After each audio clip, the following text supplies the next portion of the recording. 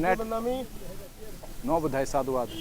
बंते जी कैसे देख रहे हैं इतनी अच्छी जगह पर अपने बुद्ध विहार के बाद बाहर आप लोग बैठे हुए थे लेकिन उठा दिया गया, उसके बावजूद जब आप सुबह अपनी पीड़ा को दर्शाने के लिए वहाँ पहुँचे तो आप लोगों के साथ भी पुलिस महकमे ने बर्बरता की, आप लोगों के साथ बहसें की, तो कहीं ना कहीं आप लोगों को भी वहाँ से भगाने की कोशिश की, जबकि आप लोग तो वंदना करने गए थे सुबह। देखिए, पहली बात तो धरना की, जो 17 दिन से शांतिपूर्ण तरीके से धरना चल रहा था, उसकी शांति ने प्रशासन की अशांति भंग कर दी। जब प्रशासन की शांति भंग हो गई, सरकार की शांति भंग हो गई, जब उनको लगने लगा कि बुद्ध विहार के अंदर बैठे लोग जो 75 साल से दान का और धन का जो लुटाई कर रहे थे वो बंद होने वाली है, उनके पेट में दर्द होने लगा। अब उनको लगने लगा कि ये बुद्ध विहार मुक्त होने वाला है, ये समिति अब निरस्त होने वाली है, तो उनको लगा कि ये धरना यहाँ से किसी भी कारण, किसी भी प्रकार से यहाँ से उखाड़ दिया जाए, यहाँ से निकाल दिया जाए। तो प्रशासन उस दिन रात को 1 बजे पहुँचा और 1 बजे रात्रि में बौद्ध भिक्षुओं को जो लगातार अनशन पे बैठे हुए थे, भूख हड़ताल पर बैठे हुए थे, उनको मेडिकल चेकअप के बहाने उन्हें हॉस्पिटल में जाकर बंद कर दिया गया। वो पूरी रात पूरा दिन वहीं हॉस्पिटल में रहे, चौराहे पर रहे। ना उनके खाने की सुविधा, ना उनके पीने की सुविधा, ना उनके बैठने की सुविधा, ना उनके सम्मान की सुविधा। जिस तरह से प्रशासन ने, बिहार सरकार ने भिक्षुओं के साथ बर्बरता की है, उन भिक्षुओं के साथ जिन भिक्षुओं के सामने पूरा दुनिया नतमस्तक होता है, इवन यहाँ तक प्रधानमंत्री जब हमारे देश के बाहर जाते हैं या कोई भी हमारे देश का मुख्यमंत्री बाहर जाता है तो वो देखते हैं कि किस तरह से वहाँ के राष्ट्रपिता, वहाँ के राष्ट्रीय प्रेसिडेंट कैसे भिक्षुओं का सम्मान करते हैं, और यहाँ भिक्षुओं को रात के अंधेरे में खदेड़ दिया जाता है। खुद 14 अप्रैल और 6 दिसंबर को आदरणीय प्रधानमंत्री, राष्ट्रपति संसद भवन के अंदर खुद बौद्ध भिक्षुओं को अपने हाथ से फल की टोकरी सम्मान पूर्वक देते हैं। बिल्कुल, ये चीवर जो है, ये चीवर वो प्रतीक है जिसने इस देश की आन बान शान को बनाया है। इस चीवर ने भारत में अध्यात्म जगाया है, इस चीवर ने भारत को एक धार्मिक देश बनाया है। इस चीवर के नाते ही आज भारत को लाइटों पे से जब कहा गया, जब यहाँ पे एक सर्वे हुआ कि भारत में राम है, कृष्ण है, दुनिया में मोहम्मद है, यीशु है, पर लाइटोपेशिया नहीं है। लाइटोपेशिया बुद्ध है। और बुद्ध के संग के साथ जिस प्रकार से रात के अंधेरे में सरकार की पुलिस ने बर्बरता की है, वो देख रही है पूरी दुनिया।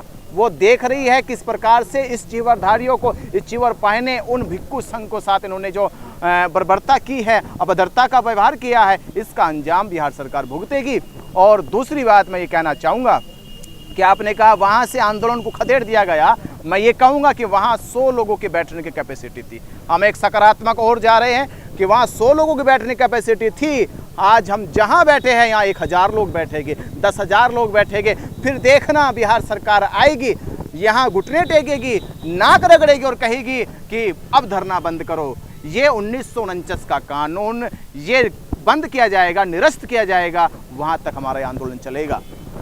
मुश्किल लग रहा है क्योंकि जिस व्यवस्था के लोग वर्तमान में शासन प्रशासन पर हैं, दिल्ली की गद्दी पर हैं, वो नहीं चाहते हैं कि आप लोग इस तरीके के जो मांग है, डिमांड है, उसको रखें। देखिए, बुद्ध ने कहा था आपके धम्म प्रचार में बड़ी बड़ी अड़चनें आएगी, बड़े बड़े तानाशाह आपके धर्म प्रचार को रोकने की कोशिश करेगी, सरकारें रोकने की कोशिश करेगी, और वो लोग पहले रोकने की कोशिश करेगी जो पहले से विधर्मी हैं, अधर्मी हैं, जो आडंबर पाखंड के नाम पर लूट मचाई कर रहे हैं। ऐसे लोगों को दिक्कतें ज़्यादा होगी, पर वो दिक्कतों का अब सामना करने की ज़रूरत आन पड़ी है।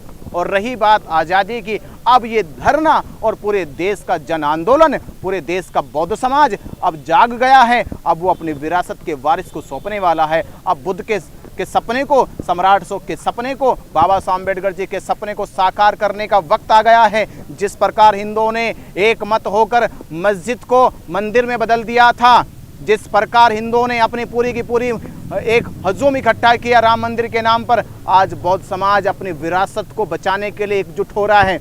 रही संख्या की बात, ये भिक्षु संघ इसलिए अभी संख्या में कम दिखाई दे रहे हैं क्योंकि ये बात मनवाना जानते हैं कि शांति से मानी जाए, प्रेम से मानी जाए, मैत्रीपूर्ण तरीके से मानी जाए, वरना देश का इतिहास गवाह है, इतिहास गवाह है, लेकर आप किसी भी समय से उठा लीजिए, सम्राट अशोक के समय का भी इतिहास गवाह है, बाबा साहब अम्बेडकर जी के समय का भी इतिहास गवाह है। बहुजन समाज, बौद्ध समाज जिस दिन इकट्ठा हो जाएगा, बोध गया में जगह नहीं मिलेगी प्रशासन को पैर खड़ा रखने की। तो पर हम यही चाहते हैं कि हमारे देश में जिस प्रकार बुद्ध के दर्शन करने के लिए, महाबोधि महाविहार को देखने के लिए विदेशों से लोग आते हैं, वो कहीं बाहर जाकर ये ना कहे कि वहाँ का बौद्ध समाज ने हमारे रहने उठने बैठने आने जाने में कहीं असुविधा हुई। तो हम नहीं चाहते वो सभ्यता, वो गरिमा हमारी कहीं ना कहीं भंग हो। इसलिए हम शांतिपूर्ण तरीके से ये आंदोलन चला रहे हैं। निश्चित ही ये बुद्ध विहार मुक्ति का आंदोलन बन के रहेगा। इसकी अंतिम उद्देश्य यही है। पंडित जी, कहाँ से इतनी ताकत लाते हो, कहाँ से इतना सामर्थ्य लाते हो? विश्व का सबसे बड़ा संगठन आरएसएस, विश्व की आज की सबसे बड़ी पार्टी बीजेपी, विश्व के आज के सबसे बड़े प्रधानमंत्री जिनका डंका पूरे विश्व में बज रहा है, मोदी जी, उनके सामने आप टक्कर लेने चले हैं। बुद्ध जब चले थे वो भी अकेले थे, बुद्ध जब चले वो भी अकेले थे। पूरी वर्ण व्यवस्था, पूरा जातिवाद, पूरा पाखंडवाद उनके खिलाफ था, पर बुद्ध अपने निरंतर कदमों से चलते रहे और मात्र 45 साल में देश नहीं पूरी दुनिया से पाखंड को उखाड़ के फेंक दिया था। वो उन्हीं के मार्ग पे चलने वाला भिक्षु संघ बैठा है, इसने चलना शुरू कर दिया है। चलते चलते अभी मात्र 18 दिन हुए, 18 दिन में सरकार और प्रशासन के पैर उखड़ने लगे हैं, उनको स्थान बदलने पड़ने लगे। अब उनको लगने लगा कि आंदोलन बड़ा होता जा रहा है। तो आप ताकत कम ना समझे, आप ताकत कम ना समझे, ताकत बहुत बड़ी हो चुकी है। आप सोशल मीडिया पे देखिए, बस एक ही आवाज़ है अब, महाबोधि महाविहार मुक्त होना चाहिए, ब्राह्मण मुक्त महाविहार होना चाहिए। पूरा समाज सपोर्ट कर रहा है, पूरी दुनिया सपोर्ट कर रही है। आप कह रहे आरएसएस और भाजपा या हिंदुत्व के जितने भी ऐसे अला संगठन हैं, उनको भी मानना पड़ेगा कि भारत की ताकत बौद्ध भिक्षुओं से, बौद्ध धर्म से है। अन्यथा योगी जो कह रहे थे कि जब तक भारत रहेगा तब तक बुद्ध रहेंगे, उनको भी मालूम हो गया कि ताकत क्या है बुद्ध की, उनको भी मालूम हो गया कि भारत की पहचान बुद्ध से है। तो ऐसा तो कदापि